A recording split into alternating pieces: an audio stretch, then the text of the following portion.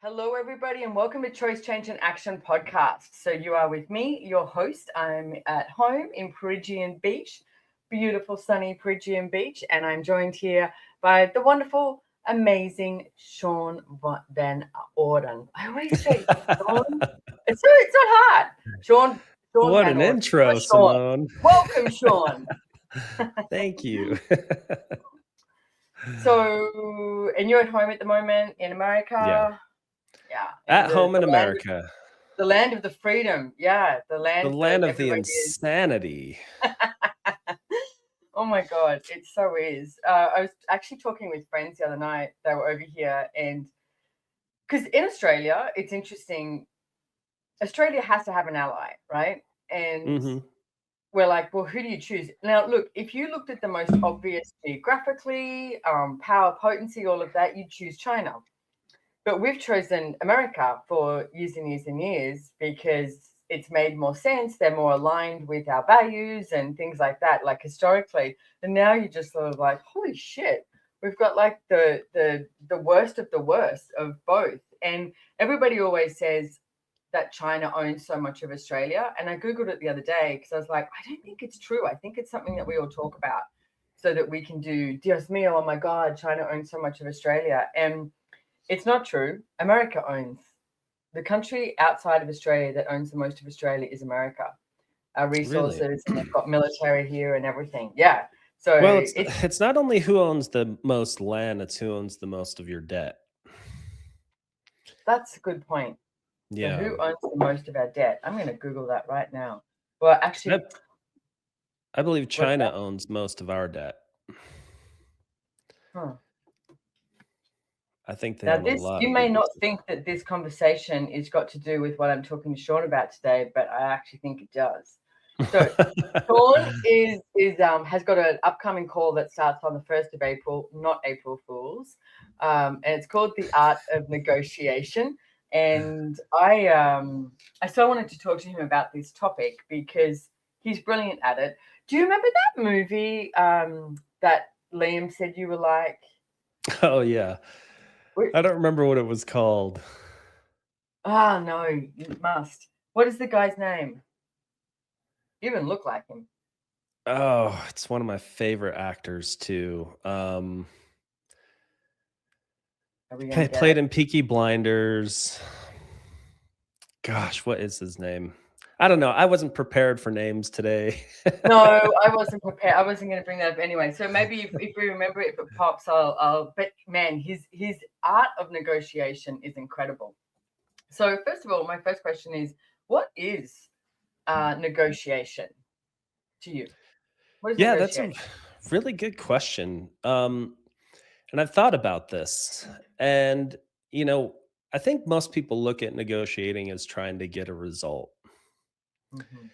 And my question is, what if it was simply the willingness to perceive what people have made matter in messed reality, including the time structures they function from, and using that awareness as leverage to create a greater possibility?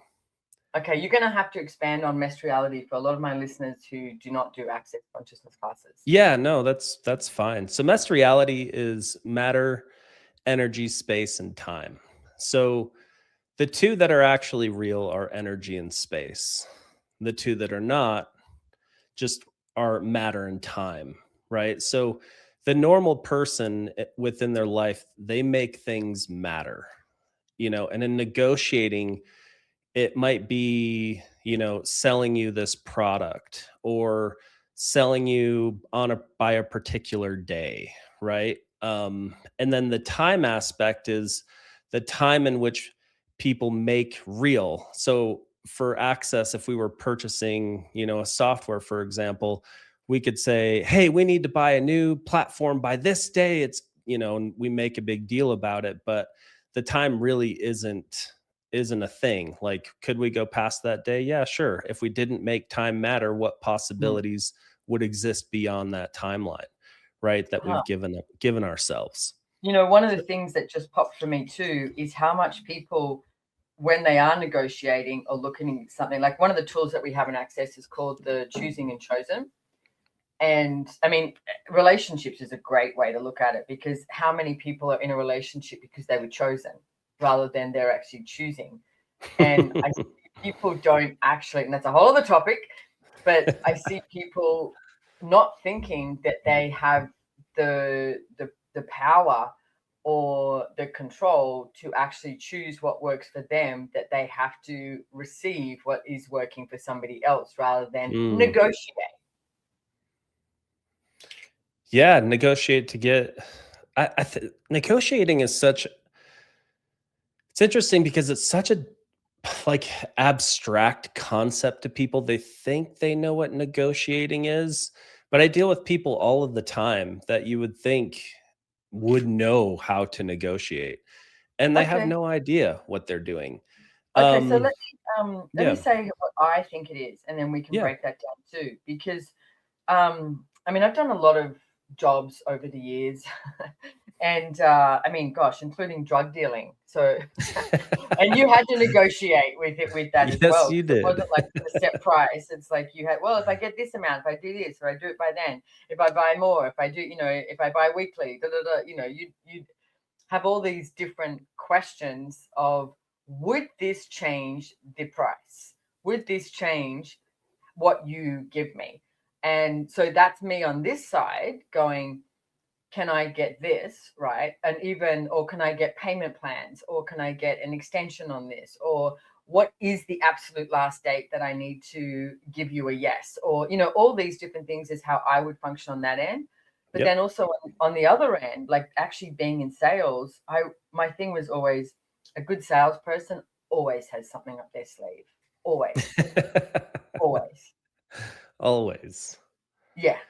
Always. Like every venue, there's not one venue that doesn't have something up their sleeve, whether they can offer you like a free stage, or I don't know, morning coffee or something like that. When we're doing something, they've always got something that Yeah. they can offer you that you're not actually paying for, and it's within the contract that you're negotiating. That's how I always looked at it. So, Yep. No, that's a really I think you're spot on there. And what you're looking at is what mattered. So when that person asked you, can I get a better deal if I pay you weekly? Can I get a better deal if I do this and this? What he's looking for is what matters to you, Simone. And then what mm, are you willing to give me in exchange for what yeah, matters? yeah. So if what matters to you is getting them on a weekly payment schedule where they're buying marijuana from you every week, and you lock them into that. We don't need to Uh, use the drug dealing as the example throughout the I whole like it. podcast. Um, but yeah, if that's what mattered to you, what he's looking for is okay, if that matters to her, then will she give me what I Yeah, want, which is a cheaper yeah. price in exchange for weekly, which is something I'm going to do anyways. So that's yeah. Actually, I just want to let's do the drug dealing thing for a second, because Yeah. one of the things that always used to show up is people would go, because so many friends, like growing up in Sydney, they just wouldn't go out unless they had drugs. Like that was the culture, right? And I'm sure it is now to an extent, and I have no doorways into it anymore. Like it was just my Could tell life you at all that. about it. Yeah, yeah. I could go anywhere and score anywhere. It would be like, give me half an hour. I just knew who to ask. So, but the thing that I always found was people would go, "Oh, do we have the drugs? Whatever it was, like ecstasy was a huge thing then, right? Do we have the ecstasy?" People go, "Yeah, yeah, it's coming. He's coming by," and I go, "I don't have it until it's in my hand." And I took that for the rest of my life, because people will promise you everything, but what are they actually going to deliver? And Yeah. until I actually had it in my hand, I didn't have it. I was like, not yet. It's like, it's not here. So what's your point of view on that? Or how should people look at that? Or is that just being paranoid, or a skill, or No, it's a skill. See, that's where leverage comes into play in this. Okay, oh, because leverage? people I like the word, how it sounds. I like it Leverage. too, and I love to use it. In every situation, I'm always looking for the leverage, and leverage is what you use. So leverage is what matters to people, and you take what matters to people, and you give it a time, and you say, "Hey, listen, this matters to you. If you have it to me by this time, then I will do this in exchange." So it's not just saying you have what matters to me and I have what matters to you. Let's make a deal. It's I have what matters to you. I'm willing to give you that in exchange for doing it today. I need it today. If you don't have it today, I'm not giving you that. And that's where the control comes in. You start to be able to control situations with leverage, and people don't really understand what's happening. You've just given a timeline and they're like, "Yeah, fine, I want that. I'll do that today, no problem." And this works exceptionally well in sales. If you're the buyer or the seller, it's how do you get them to do something on a particular timeline that works to your benefit and to their benefit, and you wrap all of the gives around that date. And if they miss that date, they lose everything that you guys had negotiated up to that point. But there's also something else as you're bringing that up too, and with the leveraging, because so for example, Access has 6-7 day events around the world, and I mean Mhm. a lot of them we have at Elugar now, which is ours, but we still negotiate with Elugar. Like, at Of one stage they course. were like wanting to charge us for all the flowers and stuff, and I'm like, the flowers are growing here, and I was like, what if you just chuck those flowers in? Come on, give us a break. And I would make that request. Why not? I mean, I'm wearing two hats. I've got the hat of Elugar and the hat of Access, but come on, Um, but there was a couple of places, one in New Zealand and one in South Africa, that the whole idea of a 7-day event is that we book the whole thing out. Yeah. So we don't want anyone else there except for the staff. Now, that is always an interesting gig to come across. Like when you knock on their door and say, hey, this is what we'd like. First of all, other dates available, and then we start the negotiation. But two of these places had golf courses. So they have members who have golf courses and come and play golf. Now, for us, we wanted the whole place to ourselves. We don't want their members coming and playing golf. So we knew that that was going to be the biggest ask that we were going to be asking for, is no members come play golf. And the chaos that we would create of, we would negotiate everything else. So they would get so excited, enthusiastic that we were going, and what that was going to look like, and the money that was going to come in, and the extra days that people would come and stay, etc. And then we'd start asking about the golf course, and every time we got it. But we knew that we couldn't come in with that, because that was where they would it would be a hard no. But Yeah. every time we got it, and it was so. I personally always loved that.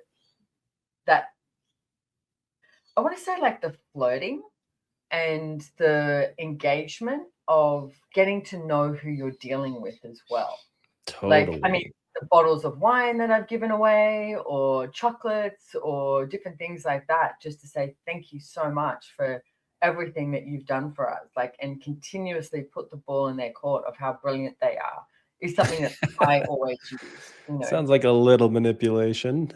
Yeah, absolutely. But so how important is manipulation in negotiating? So important. It's an aspect of negotiating.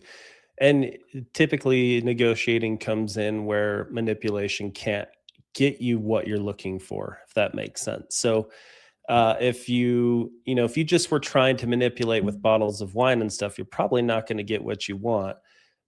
But you can use that in conjunction with the tools of negotiating to have the negotiation swing even more in your favor. So they work hand in hand.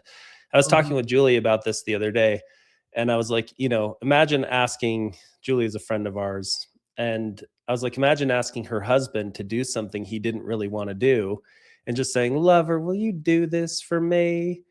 He knows what's happening, he knows there's manipulating going on, and it's easy for him to say no to that. But she's like, "Lover, will you do this for me? And I will do this, this, and this if you get it done by this day."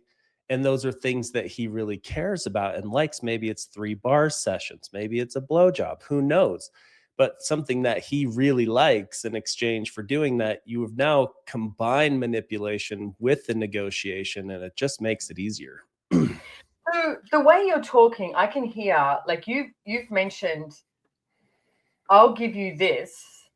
Like, if you give me this, I will give you this by this time and date. What Mhm. about if Julia just said, lover, will you do this for me? And that's it. And That's implies everything, but doesn't actually stipulate what. she'll gift him. If that's what gets you, what you're looking for, then that's all that's necessary. The negotiation aspect comes in if maybe it's a little bit bigger of an ask than just a simple what, or a simple what are we talking about, manipulation can handle. Right.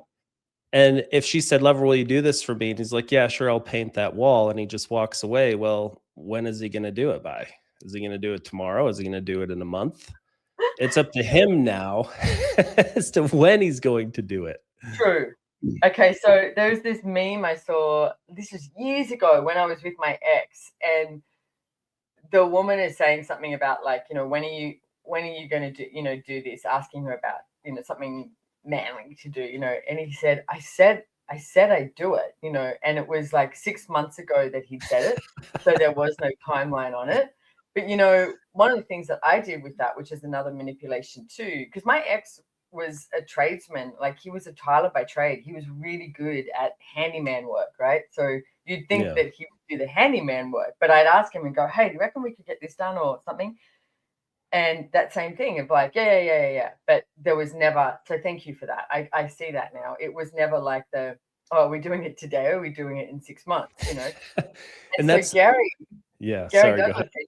he gave me a tool and he said, hire a tradesman. So I did. And it was the most funniest thing, because I hired this tradesman to do a few things. And my ex was like, "Why did you hire them?" And I was like, "Because we need this." He goes, "But I can do it." And I was like, looked at him like, "Okay, so, when would you do it?" But I also used the flotation of like, well, would it be better if we just paid the tradesman and your time was spent on something else? Like, meaning maybe we could go play in the bedroom, like that flirting thing. Because I didn't want it to be that because he was good at it, that meant he had to do it. It's Totally. like, it should be a choice. So, and that's a whole other relationship tool too. So, negotiating, the art of negotiating in relationship, that's a topic. That's a whole, that's a whole That's all. thing. It is. Yeah. But you're running into what a lot of people run into, where they ask someone to do something and they may even give them something in exchange to do it, but they never figured out the when is it going to be done by, Yeah. or they never tie something to a deadline and just say, "Hey, Yeah. I'll give this to you if you do this for me, and if you do it by this date, there's an extra 5 grand for you at the Yeah. end of it," and that Yeah. extra incentive. And we also have to look at, we're dealing with people in this reality, right? That are functioning in this reality. So a lot of times, they need these, you need to tie them down to certain times and have things laid out for them in that way, and incentivize, in order to have the control or have things to happen in a way that you want them to get done. And just leaving that open ended, they could just do it whenever the hell they wanted, or take the money and never do it at all. It's all about making sure that you've got the back end tied up too, and it's getting done. So recently, because you have started negotiating the contracts that we have with our live classes and access consciousness around the Yeah. world, and every country is completely different. And it's like I always look at every class. It's like a blank canvas. You can't say this is the way we always do it. It's like every room, the way we set it up, how we deal with it, how we deal with people, what, like, you go to the Middle East, and one of the things that really surprised me, we would have our break and you'd have like a coffee break. If you had a coffee break in America or Australia, America would have really shit coffee, and then they'd have maybe some chocolate chip cookies or something like that, Um, at least we had good coffee in Australia, but we'd have chocolate chip cookies or something like that too. You go to the Middle East, you walk out and you're like, what the heck? There's this massive display of like food beyond anything you can think of. And you're like, that's our coffee break. But to them, if you finish it, they've failed. In the Middle East, you should Mm. never have that place where there wasn't enough. It's like they will put on this spread that is massive. Like everyone just ended up going, well, I'm just going to eat these sandwiches. That's my lunch, and I'm going to have these cookies. I'm going to have this cake and this fruit and this everything. It was just like, it was so plentiful. And I noticed how every place is completely different. So when you're dealing with venues all over the world that are completely different, how do you approach that? Find out what matters to them. Okay. Finding out what matters. You got to be in question. You're right. All of these venues are different, and there's a lot of different scenarios too, right? Sometimes we go places, it's tropical and it's the middle of the summer. Like, we don't have as much leverage in those situations as if we were going to a tropical place in the winter, when there's just not a lot of people booking venues. So Mm, you want to look at the landscape of what it is that you're dealing with, kind of, and then also understand, okay, well, what matters to these people on the other end? What matters to the hotel? Where is our leverage points within this negotiation, that we can use to get what we want? And I mean, in negotiating, there's quid pro quo. It's just a thing. Like, I have what you want, which, if I'm the one booking the venue, we have the money, right? So that's yeah. our ultimate leverage. And our ultimate leverage point is walk away. If we don't get what we want, we'll just go find someone different. It's really hard to negotiate with people who are just willing to walk away. That's why you can't negotiate with Gary, because he just he won't have it. He just walks away from it if he doesn't get what he wants. And it's hard True. to deal with people like that, or negotiate So at how, all. so how do you deal with people like You that? don't. But you do. You have to. You can't just. I mean, well, you don't even try to negotiate. You just lay it out, and he either says yes or no. That's the end of it. Many So times I've gone in. Yeah, go ahead. well, are you ever afraid to destroy a project by negotiating? Well, I think there's a lot. Let's take the venue for example, and that's why we're working on some of like some of the ways in which we look for venues, rather than just looking for one and getting our heart set on one. We need to find at least two, or three is even better. That, hey, all three of these options could work, Yeah. and negotiate from that place, because then if one falls, then you have two options, and it puts you in a position to just be able to walk away if you're not getting the things that make it work for you. Which brings me to, do you think people are lazy? Yes. And that's it. Fade to black. Podcast. There's nothing. Yeah. Well, I Yeah. would also say that most people don't understand how evaluations work. They just find the first thing that looks great, and, oh, this is great. They got the pricing. It's exactly what it looks exactly like something we want. Let's just go with this, rather than like, hey, let's look at five. And Mm. but that, you're right, that does require more work, and that's where the laziness comes in. But sometimes what I found is it's just an unawareness of how it works, not necessarily lazy. Okay, so then what are some of the questions or tools or that you would start talking to people if they went, I'd actually like to know more about this? Because just bringing back to that tool that I spoke about with the choosing and the chosen, Hmm. as you're talking, I can see that so many people go into, like, we're talking about finding a venue. So many people go into finding a venue, not as the choosing, but almost like as the chosen, which is weird. Like, they're flipping it. It's like that they're lucky to get this venue rather than the venue is lucky to have them. Do you know what I mean? Yeah, totally. I mean, I would say that's how most people approach it. And How they function. well, and it's because, listen, they are just the people we have looking for venues. A lot of times they don't even work for Access, and it's not their money. Right? So they're not functioning from a perspective of, oh, hey, Ah, let's get the best deal for Access. They're functioning from, I found the hotel. Who it's cares? pretty Let's and just you can see the ocean and it's got glass Yeah, views but and it's it's like $40,000. $2,000 a So day. what? I know. Yeah. And we can have 1,000 people. And I'm like, that goes me nuts when people go, I think we can get 500 people to this class. I'm like, that's great. I would love to have 500 people at this class. But pragmatically, how many do you actually think we're going to get as bums on seats? That's Yeah. another thing too. It's like, I'd rather have a sellout event rather than be at a venue that there's like, hello, hello, hello. It's just the venue and there's Just like tumbleweeds 30 going through. people sitting there. Yeah, yeah. But that has happened over the years because people have these high expectations. So let's talk about that. Yeah. I mean, we've spoken about drug dealing and now we're speaking about fucking venues. Prostitution is next. Is that where we Yep, go? we can go anywhere.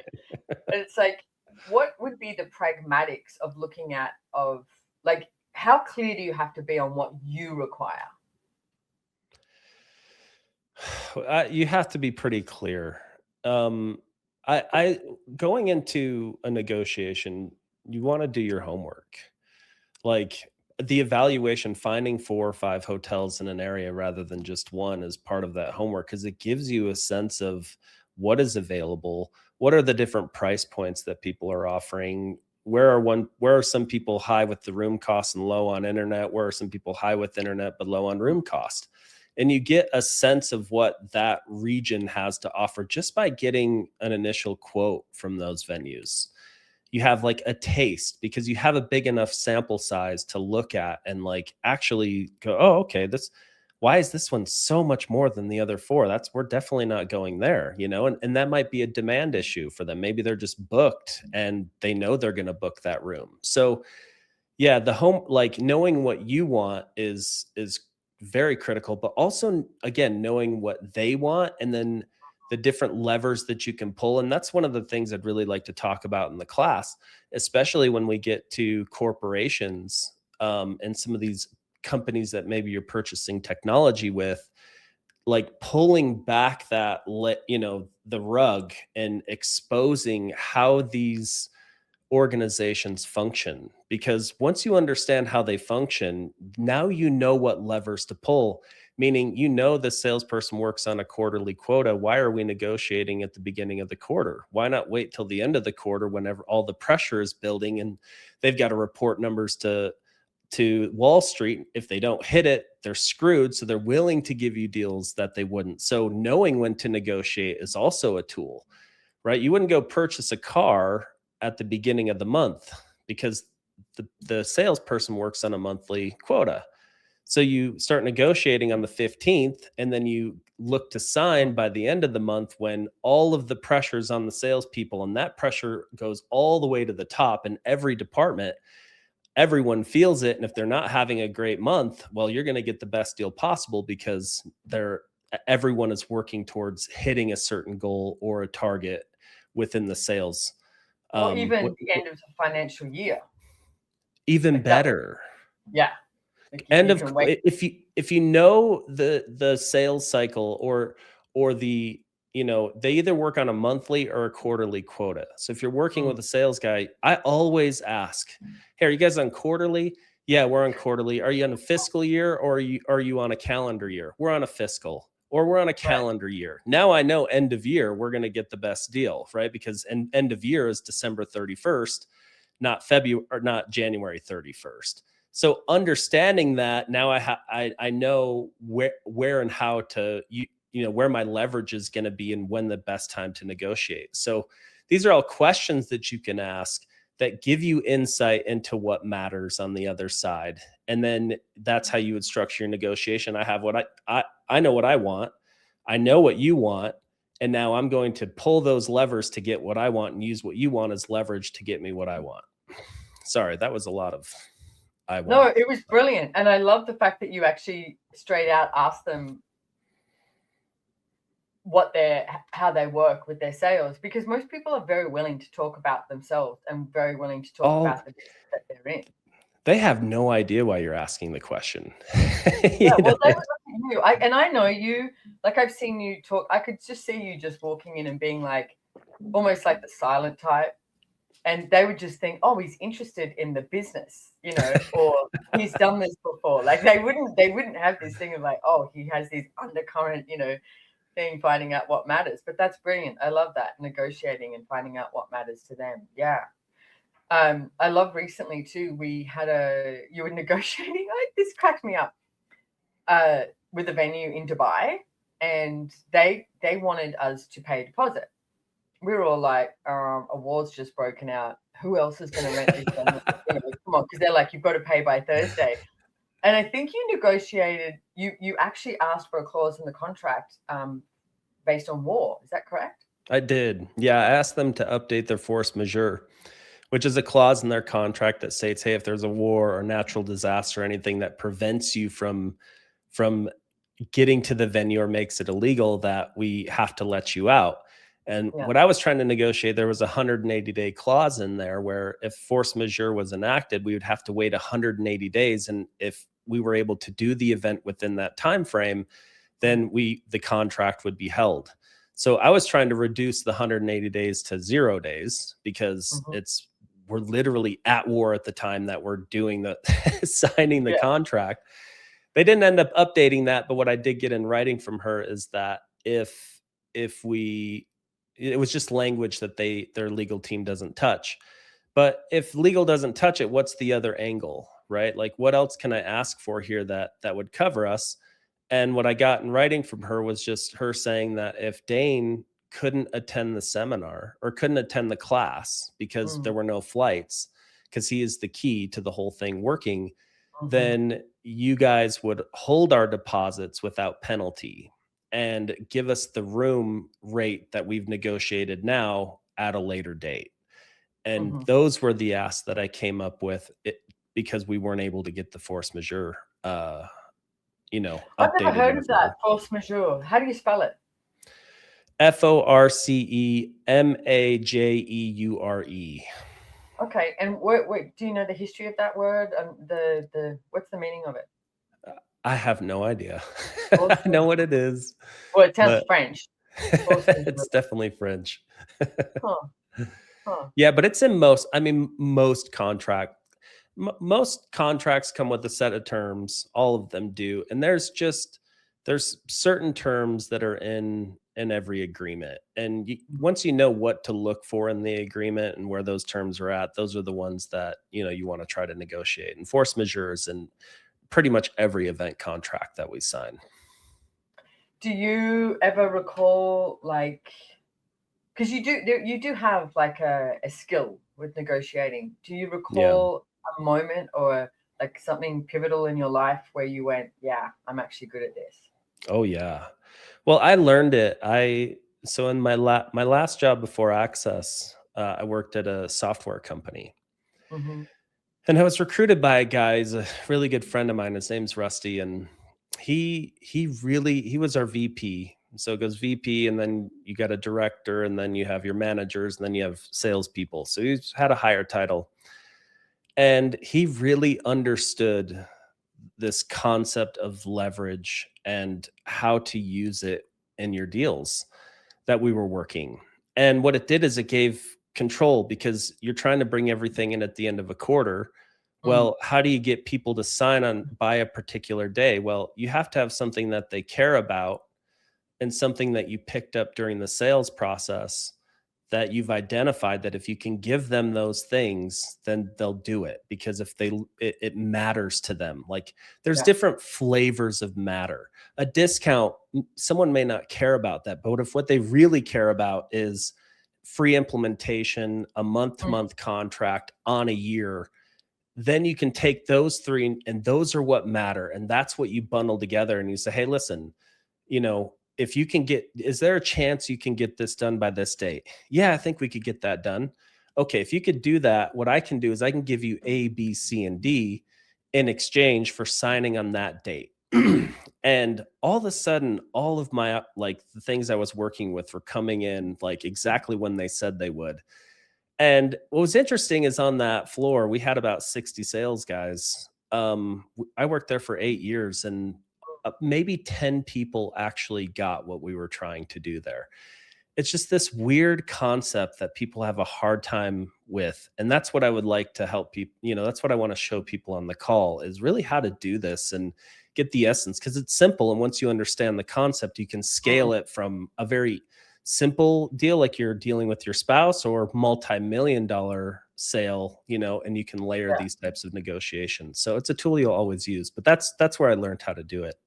I actually, if I look at like the way you're talking about that, what matters, if you go onto an airline and you go to, search a flight, it will also say to you, or a hotel room, it's like, okay, if you pay this amount, there's no refund, but it's like, what matters to you? That you can cancel it, that you can change the booking, or the cheapest price, or like flying, what matters to you? Is it the duration of the time? Is it the plane, or so all these different things. Totally. It's interesting how it's it's paramount in everything that we deal with of what actually matters. I mean, even as you buy food, do you want to buy the cheapest bananas, or do you want to buy organic bananas, or like what actually pulls people in? So look at that, Yeah. drug dealing to bananas.